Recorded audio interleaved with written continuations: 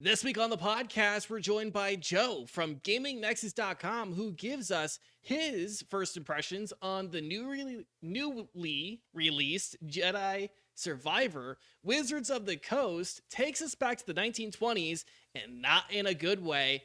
And of course, stick around until the end of the show for deals of the week. All of that and more in this week's episode of Next to Nothing.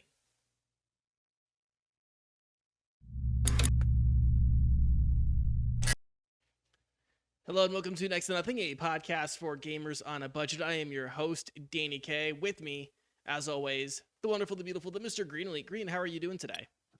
I feel like my whole day has just been like construed, changed, flipped on end because you normally say roll the intro and you didn't this time. And it just like it didn't cue Mendacii to go skibbity-bop, real quick or anything. It just no. My life is in shambles. No. But I'm doing good. And they say they say that when you hit rock bottom, there's nowhere else to go but up. So we're vibing and thriving. How y'all doing? Do you just bounce off of the rock bottom now like a rubber ball? Oh no, I physically hit rock bottom this week. So this is no exaggeration. It was not a great time. This last week sucked. Sucked. But we're here, we're alive. Yeah. And that's all that matters. We're also joined by the Spooky and the Ookly, the Mendacii. Mendacii, how are you doing today? I survived finals week yet again. I am perhaps goated, even sauced, boys. Wow indeed. We're still out here suffering, getting that higher education. Yeah. There was a dude that was really great before he went insane, who did a really great bit in one of his albums, when a homeless man is on a bench but he's not cold because he's still got his degrees, and I'm so ready to sew my degrees up into a nice little blankie and just kind of sleepy time. Yeah, man, that's where we're at. Excellent. We're also joined by Joe Moorer. Is that how you pronounce your name? Yeah. That's fine. That works. You are one of the many talented writers over at GamingNexus.com. We've had a friend of the show on multiple times, Elliot. And yes, if he is blue, I am red. Or if he is white, I am black.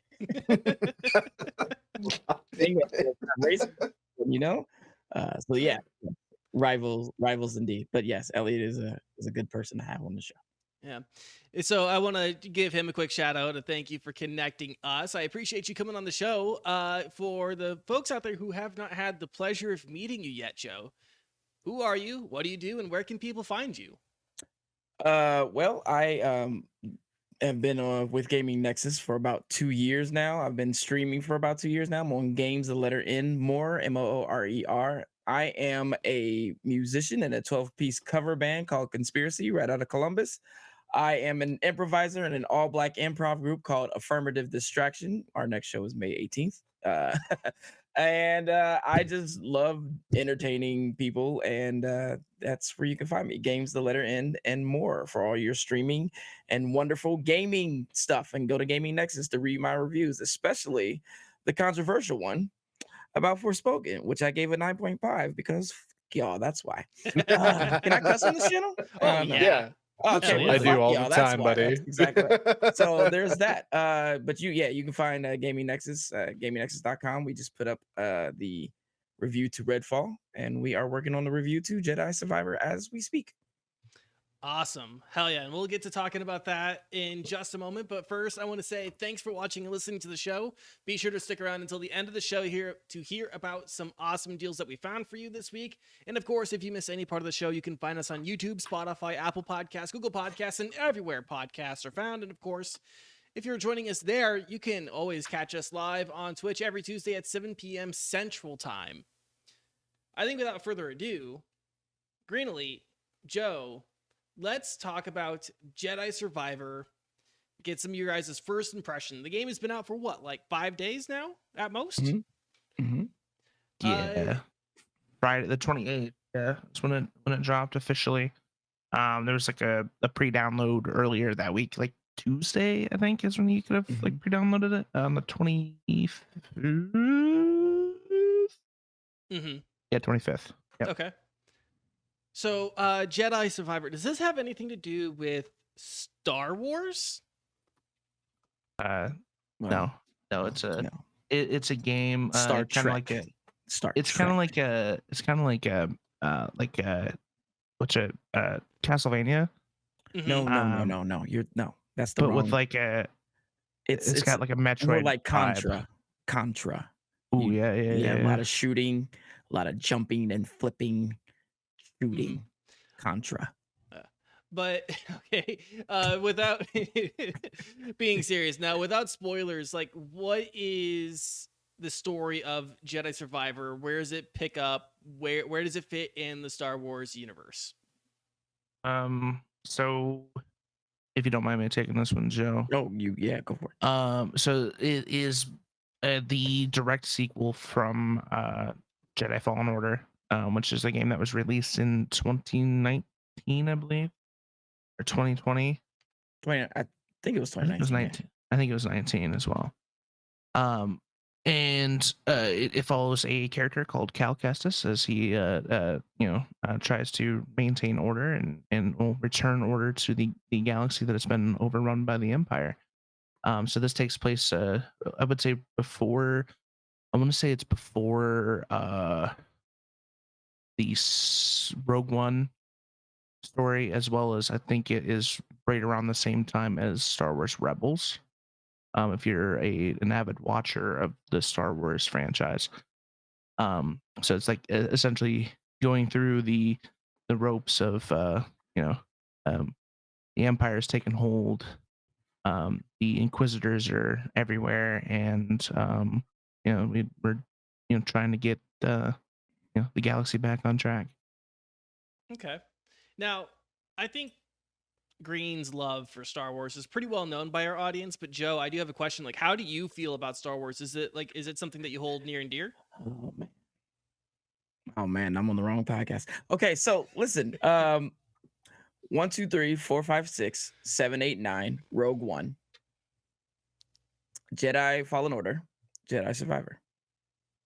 There you go. That's my experience with that's my experience with Star Wars. They haven't watched one episode of The Mandalorian. Sorry. Probably won't watch Ashoka. I know. I'm sorry. I probably won't watch. I don't watch The Bad Batch. Haven't watched the episode. I don't watch any of it.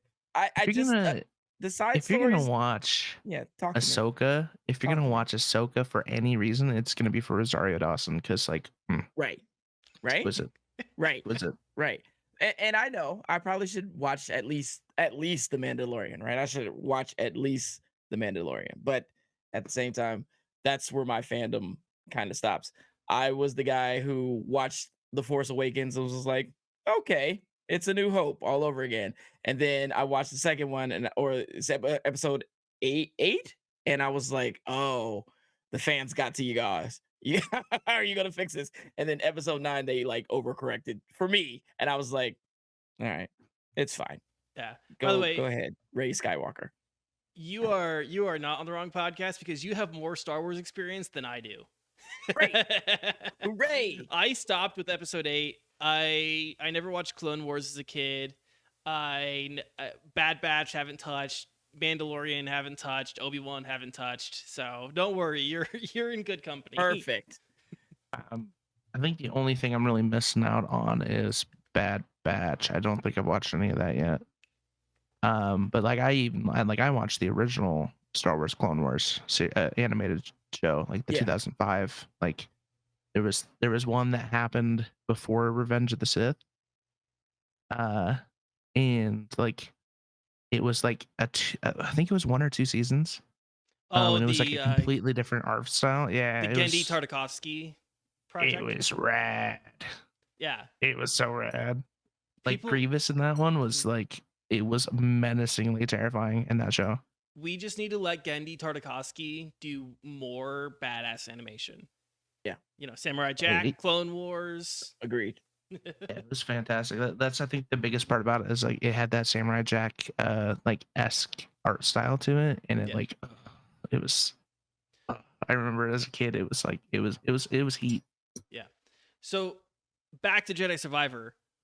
How would you describe the gameplay for this game? Like, where does this fall? Is it an FPS? Is it a hack and slash? Is it a Souls like? How would you guys describe the gameplay? You want to Joe, take take it away. You want Yes. to take? You want to? No, you take I it feel away. like if the last Tomb Raider and Uncharted had a lightsaber baby, and then they went back and they looked at Fallen Order and they said all these mistakes have to go, and then here's Jedi Survivor. I think Jedi Survivor may be one of the coolest adventure games I've played, and I played the demo in Cali. They had a big event. They put a lot of marketing and money behind this game because I feel like they knew that they were going to hit it out the park. And it is like even this at its simplest, right? Kyle starts he starts the game with all of his powers that he had in the previous game. Like you know how you play some adventure games in the sequel, you lose all the stuff that you get. He starts with all of them, which is cool to me. And so automatic, I'm like, I'm already hooked. That the opening is just like it's just chaos. It's just lovable chaos, and you're just like, I'm in. Like you're automatically in, and there's so much to do in this game. So I feel like it's just it's insane. It's insane. It's super cool though. I would Hell say, yeah. like I was saying when I was streaming it, I said it like it gave me like a nostalgic feel for like OG Prince of Persia, Assassin's Creed style, Mm. like climbing and wall running and stuff like that. Very much like Fallen Order. Fallen Order was the same way, but it almost kicked it up a notch. Like it definitely kicked it up a notch in sequel. Like Jedi Survivor, like makes that like traveling and like movement like 10 times better. Yeah. And then you had like the combat, which is like I would say is probably one of the best combat like in a Star Wars game since like the old like Jedi Knight games.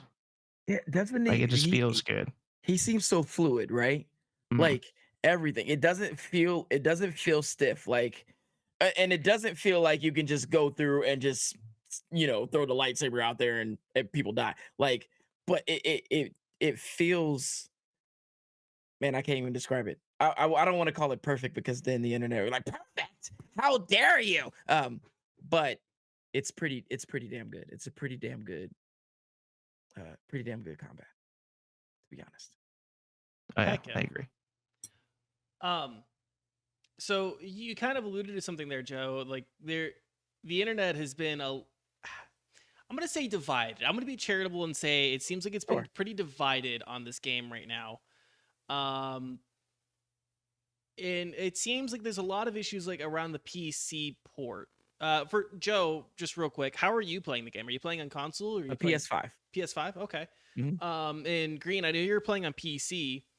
I am playing on PC, yeah. Have you guys had any issues?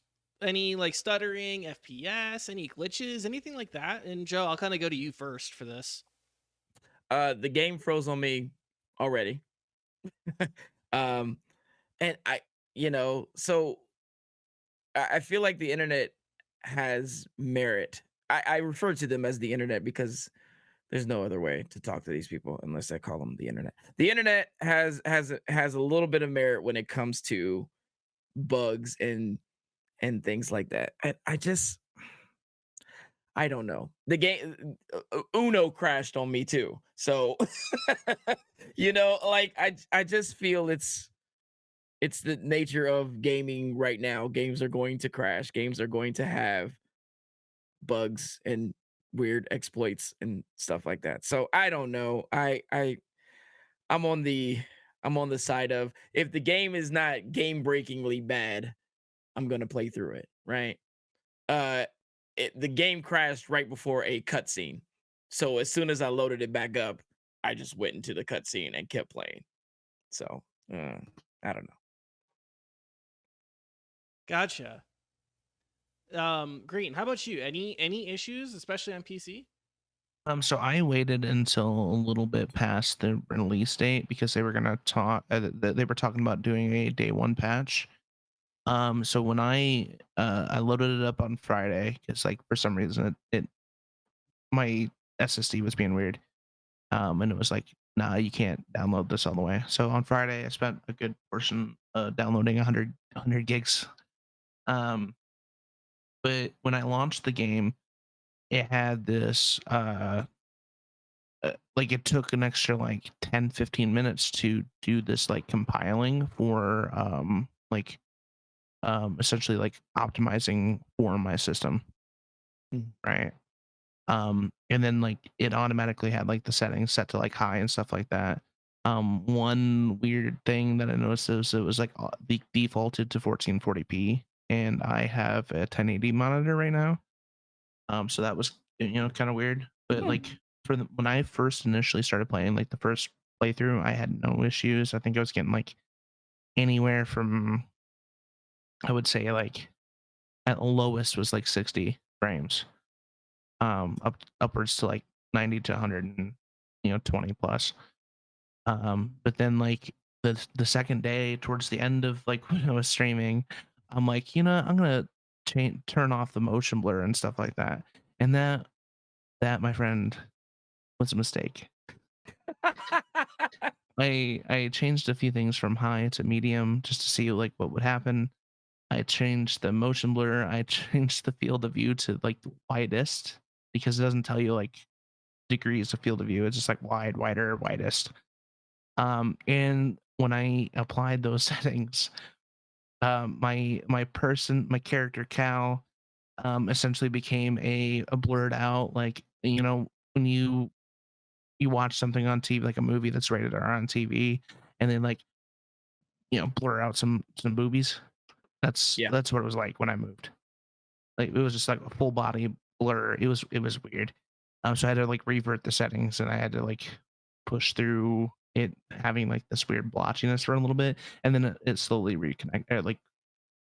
recollected itself. I did notice that in a few cutscenes when it's like zooming in to the cutscene and zooming out, it's really choppy, like in terms of like that zoom in and zoom out feature.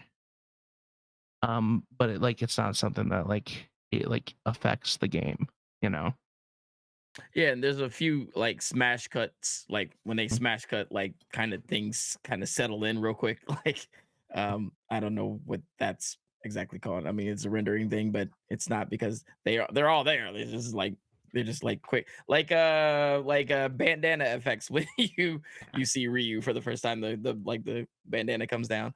It looks like, so there's that too. But again, I don't know, man. I've seen that in every game since, I don't know, 2021. So Yeah, it's kind of been like the standard nowadays. Any AAA game's gonna come with shit ton of bugs. Like for instance, Cyberpunk was terrible at launch.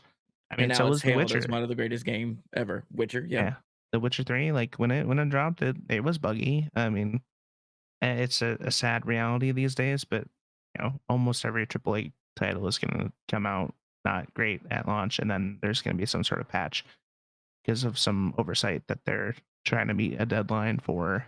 Like all these big AAA publishers and developers are pushing these deadlines, and they're not ready for it. And the publisher is going to continue pushing that deadline even though they're not ready. And unfortunately, we had to suffer with that. So, And it's a sad that's on reality. y'all too, right? The internet, that's on y'all too. I feel like delayed. How dare you? Don't delay it anymore. Just put it out there. And you're like, okay, here you fucking go. I mean, Oh, this sucks.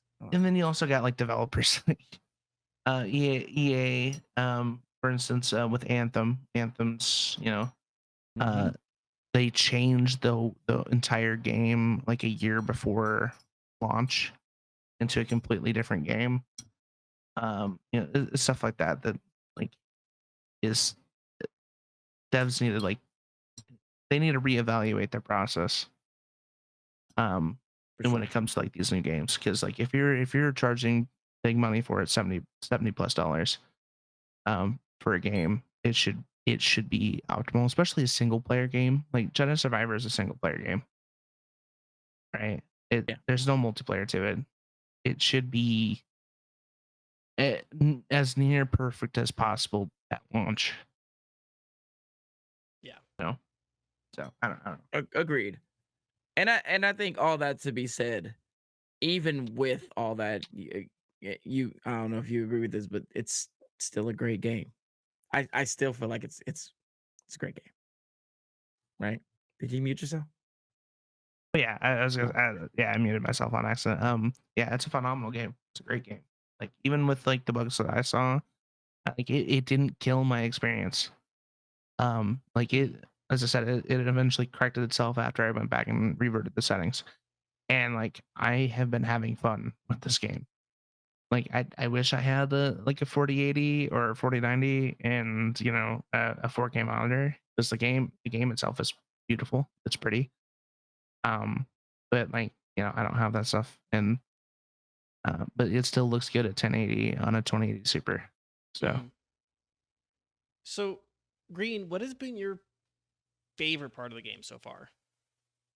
Man, it's difficult to say. It everything's been great. The storyline is fantastic. The like the storytelling in it is like absolutely great so far. The combat is smooth. I'm still not used to I would say the one gripe I have is it prefers controller. Like they're like, oh, we made this with the controller in mind. So I haven't used a controller in a year and a half. So like trying to get into that mindset of using a controller has been kind of difficult, especially when it comes to like the almost Dark Souls-esque style of gameplay. So like parrying and dodging is a big aspect of it, which I love. I love that combat style. It's fantastic. It's just I'm not good at it with the controller yet. And then the traveling, like the movement and climbing puzzles and stuff like that, has been fantastic. And I will never complain about pretending to be a a Jedi in a game ever, because that's every Star Wars nerd's fantasy as a kid. It's like being having a lightsaber and pushing stuff with your mind and stuff like that. So it's a great game so far. Love it. Joe, what has been your favorite and least favorite part of the game so far? My favorite part is the Jedi mind trick. You can confuse enemies to fight each other now. And I've just like been using my skill points to make that stronger and stronger, because you can the stronger you make it, the longer they stay confused, and you can send them to attack other enemies, and you can do it to any human in the game. Like it doesn't let you do like droids or whatever sometimes, but any monster you can, like if there's a big monster fighting a whole bunch of stormtroopers, you can just Jedi mind trick the monster and he'll just take out all the stormtroopers for you, and then you kill the monster. It's just that to me is like that was the ultimate. I was like, you get Jedi mind trick, and they added fast travel.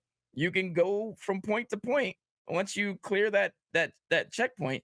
They added fast travel. And that again, to me, it's just the overall polish of the game. Like Fallen Order was good. This game is great. Like they turned it. I said it in the preview. They turned it up to like a 20. Right? They took Fallen Order and they turned everything up to like a 20. They took everything they learned from Fallen Order and turned everything up to the 20. The thing I dislike the most is the gardening. I don't know why it's there. I don't know why I have to collect seeds. I hate it. Stop putting this stuff in the game. What's it do? I don't care. Stop it. Awesome. And I also like that they added like shops in there too. Like that wasn't a thing in Fallen Order. Like you collect items and then you can purchase like different hairstyles and clothing items and stuff like that. Straight up just pulled a Witcher 2 to Witcher Yeah, 3 right there yeah, on you. it's like they've added so many like features that like I didn't necessarily think of in Fallen Order that I like would improve the game, but it did. So So, kind of closing out this segment here. For Jedi Survivor, would you recommend the game right now, or is this a game wait for a sale, wait until it's on Game Pass, wait for some other time to play it? What would you guys say? if for me, if you have something better than a 10 series card, like if you're on like a 20 series card or higher, or a PlayStation 5, Xbox Series S or X, I would definitely say, in my opinion, with what I've played so far, it's worth the starting price. But if you're on like a semi potato PC, it might not be a game for you yet. I know that like there's still rolling patches out and stuff like that, and it's a pretty software or like hardware intensive game. Just because it's new, it looks gorgeous. The movement is crazy. The engine's a power hungry engine. So yeah, I would definitely say it's worth it if you have the equipment to run it. Okay. Joe, how about you? I highly recommend, if you have a PS5, I agree. If you have a PS5, then do it. I also if you went through the infuriating issues of Fallen Order and got to the end and was like, oh shit, like I did, then definitely this game is for you. Also, if you've never played any of the other Star Wars games and you want to just get into something, get into Fallen Order, play it through a little bit, and like everything you do in Fallen Order, it just comes right over to Survivor. So I can highly recommend it. I love it. I love it. And that's not smoke. I am, again, I started on this podcast by saying 1, 2, 3, 4, 5, 6, 7, 8, 9, Rogue One. But I am a fan of this game. It's fantastic. For real, for real. Hell yeah. Well, I think that covers Jedi Survivor. Yeah. I don't Go get think it. I think you guys have answered all the questions I had about the game. And I think I'm ready to talk about Wizards of the Coast and the Pinkertons. I'm ready for this Yes, because I just found this out. Yeah, let's go from Space Well, Wizards. listen to this, yeah. Let's go from yeah, see. Yeah.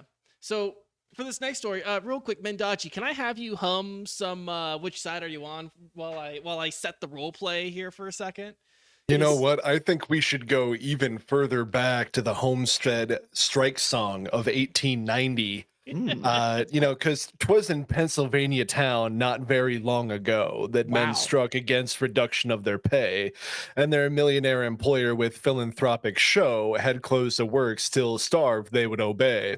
They fought for home and right to live where they had toiled so long, but ere the sun had set, some were laid low. You know, not much has changed since the times of Carnegie Steel, it would seem. Yeah. So yeah, just like put yourself in like the headspace right now. Sit back, role play for a second. It's early 20th century. You're an overworked employee of some American industrialist. While you're meeting with your fellow workers in secret, there is one word that strikes fear into your hearts: Pinkertons. The once famous private detective agency who prevented Abraham Lincoln from getting shot earlier in his life turned strikebreakers, an industry that they would stay in for going on a century, working for megacorps like Starbucks, Amazon, and now Wizards of the Coast. And while it might be surprising that Wizards of the Coast have hired the Pinkertons, it is even more surprising the reason that they hired them. So let's bring it back to modern day. April 20th, Old School MTG, a YouTuber, had just published his unboxing of the collector booster packs from a new set called March of the Machine: The Aftermath. But there's a problem. March of the Machine, the Aftermath, isn't due to arrive in stores until May 12th. So how did old school MTG get their hands on it? Did they break into the warehouse and sneak away with the precious pieces of cardboard? No. They obtained the classified playing cards through a reputable vendor who placed an order with Wizards of the Coast himself, who then in turn made a likely shipping error because there's another set that has been released called March of the Machine. Right? So an error has been made. And what is Wizards of the Coast to do? Issue a takedown notice to the YouTuber? Certainly. Fair enough. They're right. Open a line of communication to retrieve the cards and offer compensation? No. Much too simple.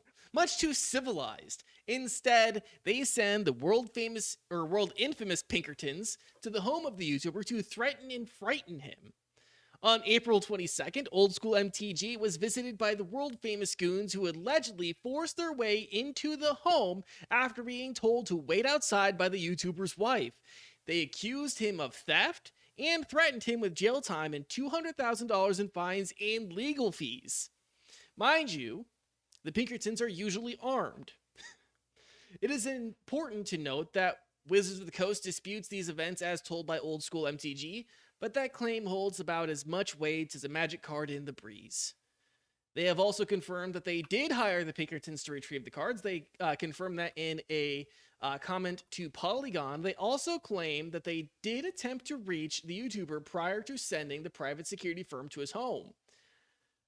But that claim is contradicted by both Old School MTG and the employees of Strikebreakers Inc., who said that they, quote, did not call me before showing up because they didn't want me to have time to react and get rid of the cards. According to Old School MTG, he did turn over the cards, and Wizards of the Coast offered to replace all of the cards, which he purchased for $4,000. So, that is the story as it is now. There's been a few minor updates. Like there was a Wizards of the Coast live stream for Magic the Gathering, and apparently the chat was pretty... we'll say occupied with this story. They were asking lots of questions, but just initial reaction, I'm going to kind of go around the table here. Mendacii, what do you think? I'm just trying to think about how I would react if Tony Soprano and Paulie Walnut showed up at my fucking door, dude. Like the fact that, like, you know, they just come in, they're like, hey, what's up, you schmuck? You have these Magic the Gathering cards, I know you do. And then, you know, like they start like taking a baseball bat and just patting their hand. Like, this is absolute insanity. But then again, I don't know what an old world villain is supposed to do. Like, in order to stay relevant, don't you have to kind of like up the stakes and your willingness to participate in potentially like just other crimes that are just adjacent to trying to quote unquote like make right other crimes? It's just insane. But something that I do want to harken back to, and Joe, you'll likely remember this. Gearbox did something very similar to a YouTuber when they had uncovered that the Gearbox, 2K Games Gearbox, had footage of Q&A testers and developers playing Borderlands 3 on their Twitch. And for whatever reason, no one at Gearbox thought to, I don't know, not archive this this footage, or even, I don't know, not broadcast it.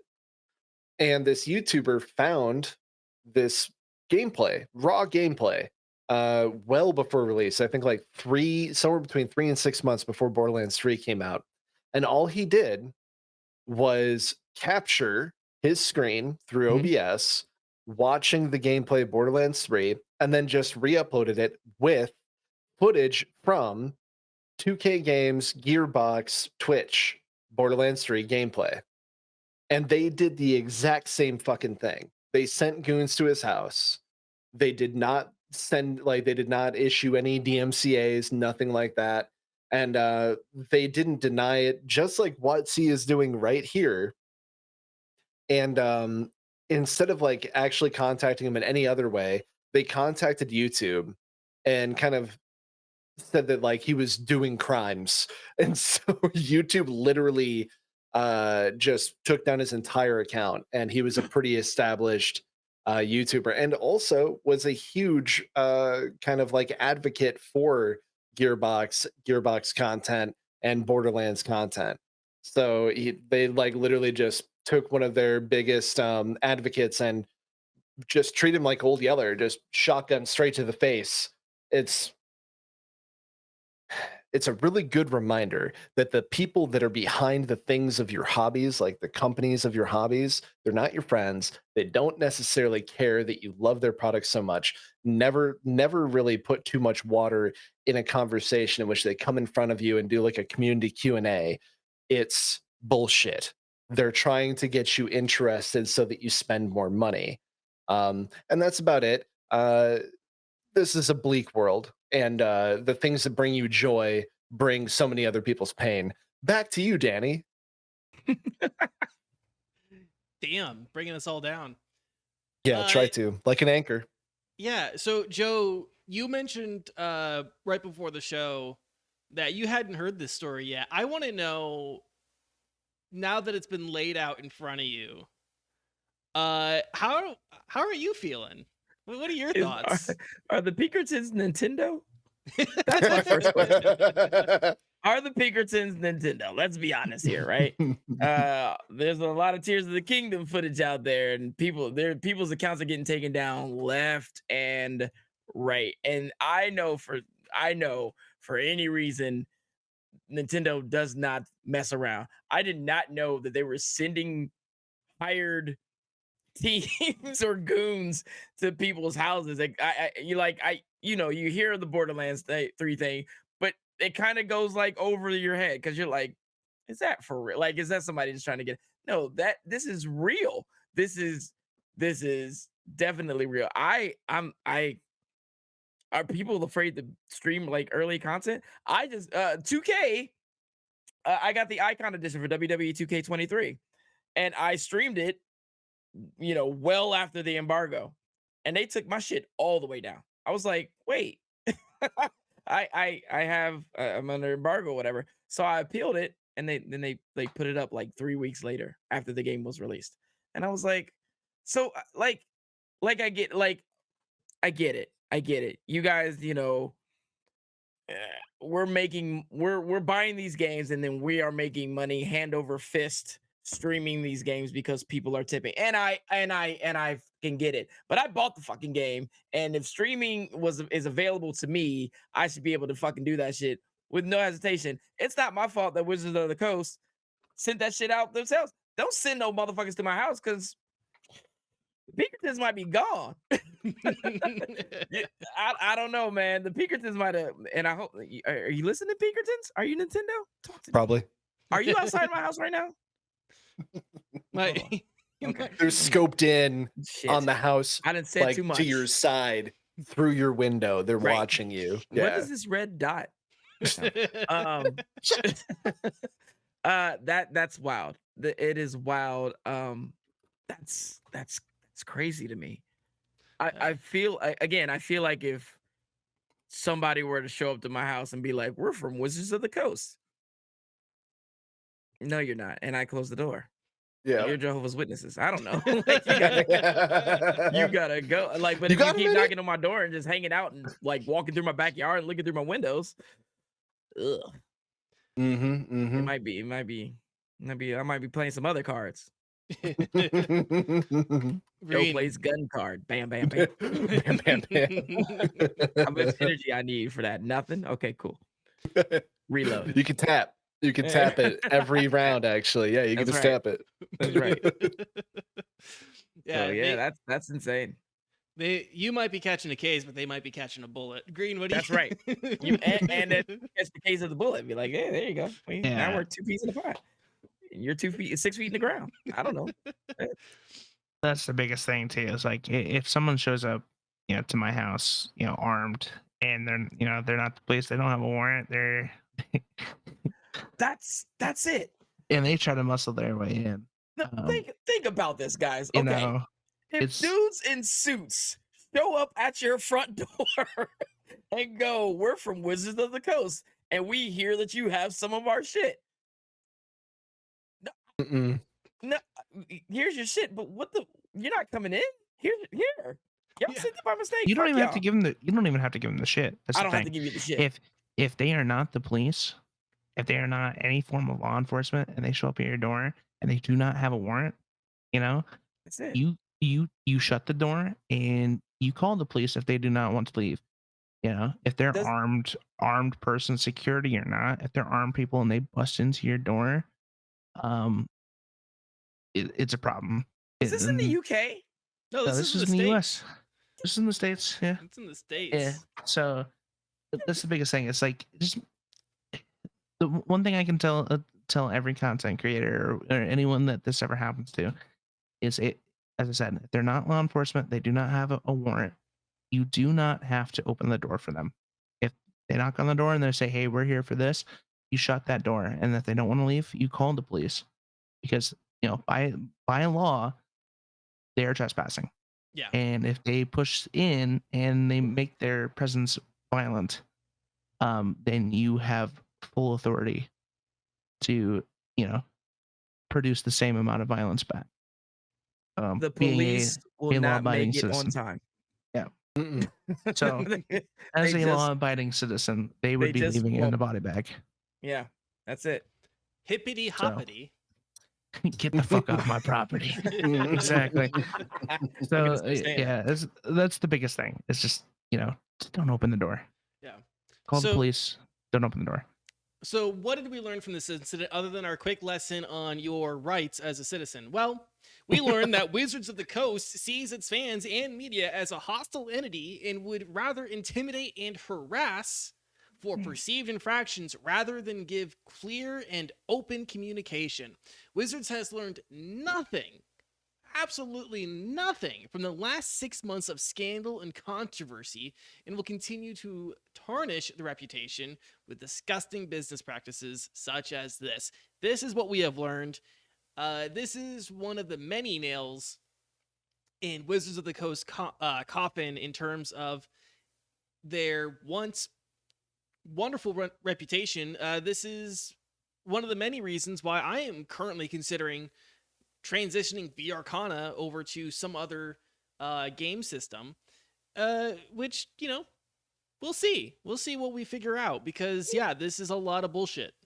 There's got to be some. Where's the sound? Where's the fucking backlash? What's going on? Like, what? Y'all talking about Redfall and Forspoken right now? That's trendy. Wizards of the Coast should be #1. What the fuck? Somebody sent goons to my house to get some fucking cards? Nah, son. That should be all over there. I'm about to send this. Keep talking. I'm sorry.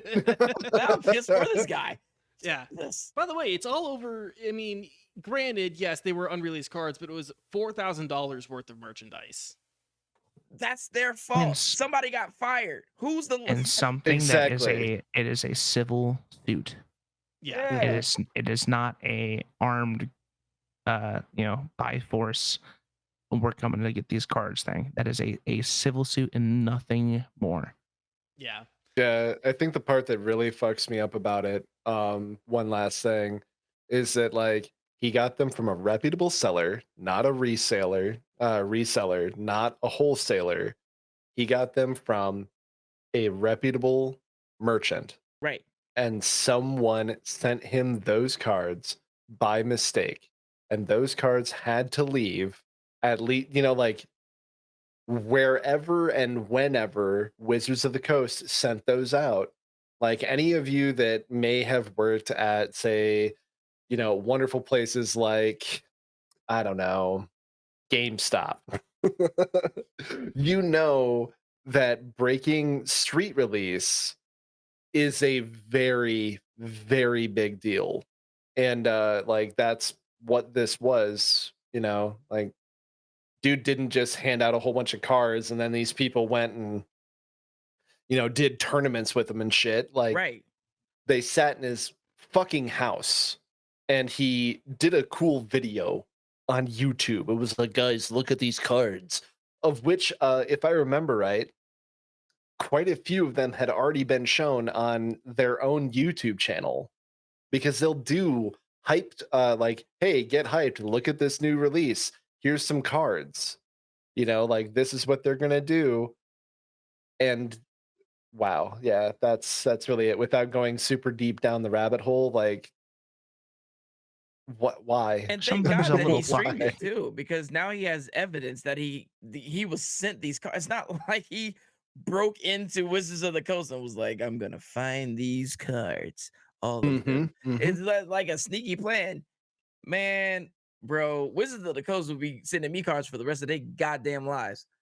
mm-hmm. Wow, that's crazy. So, yeah, with that story out of the way, let's take a deep breath. All right. Let's talk about some deals of the week, huh? Oh, I like deals. All right. I got, starting out, the Fight for Your Friends co-op shooter bundle. It features Back for Blood, Killing Floor 2, and Mendacii's much beloved Vermintide, and more. It's like $16 on Humble Bundle. Link will be in the description. Check that out. Hashtag humble bundle affiliate. Yes. Green, how about you? What do you got? I have so Spiritfarer, a wonderful indie game produced by Thunder Lotus Games, is on Steam right now on sale for 80% off. It's currently $5.99. Originally $29.99. You can pick that up, and it's also got the deluxe edition as well for 84% off if you want to get like super extra. It comes with the farewell edition of the game, the soundtrack, and the digital art book for Spiritfarer.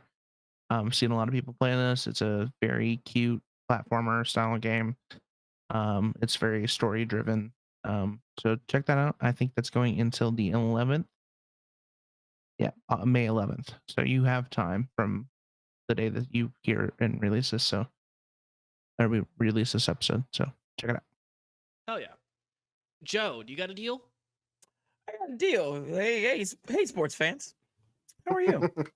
Did you pass up the last version of NBA 2K because you have the last 6 versions of NBA 2K? Well, I have a deal for you. The NBA 2K standard version 23, the 23 version, is right now $13.99 for the PlayStation 5. If you get the digital deluxe version, it's $19.99. That's right. That's 75 and 80% off, respectively. So right now, you can play as LeBron James while he's in the playoffs against the Golden State Warriors for only $14. Oh, Nintendo Switch fans, did you think I left you out? I did not. Because you can get NBA 2K23 for $9. You can play it on the go for $9.